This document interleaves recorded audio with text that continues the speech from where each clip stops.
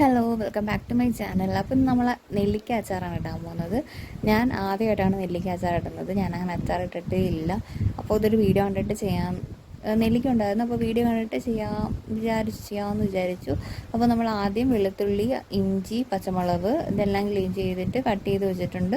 അതിനി നമുക്ക് ഒന്ന് മൂപ്പിച്ചെടുക്കണം. അതിനു മുമ്പ് നമ്മൾ നെല്ലിക്ക വേവിക്കാൻ വെച്ചത് വെന്തിട്ടുണ്ടായിരുന്നു. അപ്പോൾ അതൊന്ന് തണുക്കുമ്പോഴത്തേക്ക് നമ്മൾ ഇതണക്ക് കുഞ്ഞ് പീസാക്കിയിട്ട് മാറ്റി വെക്കണം. എന്നിട്ട് നമ്മൾ കടായി അടുപ്പിലോട്ട് വെച്ചിട്ട് ഫ്ലെയിം ഓൺ ആക്കിയിട്ട് അടുപ്പിലോട്ട് വെച്ചിട്ട് അതിനകത്തേക്ക് നമ്മൾ ഏത് ഓയിലാണോ ഒഴിക്കണ ഇഷ്ടമുള്ളതെന്ന് വെച്ചാൽ അത് ഒഴിക്കണം. അത് ഒഴിച്ച് കൊടുത്തിട്ട് അതിനകത്തേക്ക് നമുക്ക് കടുക് ഇട്ട് കൊടുത്തിട്ട് നമ്മൾ അത് പൊട്ടി കഴിയുമ്പോൾ നമ്മൾ നേരത്തെ റെഡിയാക്കി വെച്ചിട്ടുള്ള അരിഞ്ഞ് വെച്ചിട്ടുള്ള വെളുത്തുള്ളി, ഇഞ്ചി, പച്ചമുളക് ഇത് മൂന്നും ഇട്ട് കൊടുത്തിട്ട് ഇതൊന്ന് മൂപ്പിക്കണം. ഇതൊരു ബ്രൗൺ കളർ ആകുമ്പോഴത്തേക്കും അതിനകത്തേക്ക് വറ്റൽമുളക് ഇട്ട് കൊടുക്കാം. കായം ആണ് ഇടുന്നതെങ്കിൽ കായവും അതിനോട് ഇട്ട് കൊടുക്കാം. ഇല്ലെങ്കിൽ കായപ്പൊടി ആണെങ്കിൽ പൊടി ഇട്ട് കൊടുക്കുന്ന ടൈമിൽ ഇട്ട് കൊടുത്താൽ മതി. അതിനകത്തേക്ക് കുറച്ച് മഞ്ഞൾപ്പൊടി ആഡ് ചെയ്ത് കൊടുക്കാം. പിന്നെ ഞാൻ അതിനകത്തേക്ക് മുളക് പൊടി ഇട്ട് കൊടുത്തു. മുളക് പൊടി എരിവില്ലാത്ത മുളക് പൊടിയാണ്. അത് നമ്മുടെയൊക്കെ ടേസ്റ്റിനനുസരിച്ച് എത്ര എരിവ് വേണമെന്ന് വെച്ചാൽ അതിനനുസരിച്ച് ഇട്ട് കൊടുക്കാം. പിന്നെ അതിനകത്തേക്ക് നമുക്ക് ചൂടുവെള്ളം വേണം ഒഴിച്ച് കൊടുക്കാൻ. അങ്ങനെ ചൂടുവെള്ളവും കൂടി ഒഴിച്ച് ഉപ്പും കൂടി ഇട്ട് കൊടുത്തിട്ട് ഒന്ന് ഇളക്കിയിട്ടുണ്ടായിരുന്നു.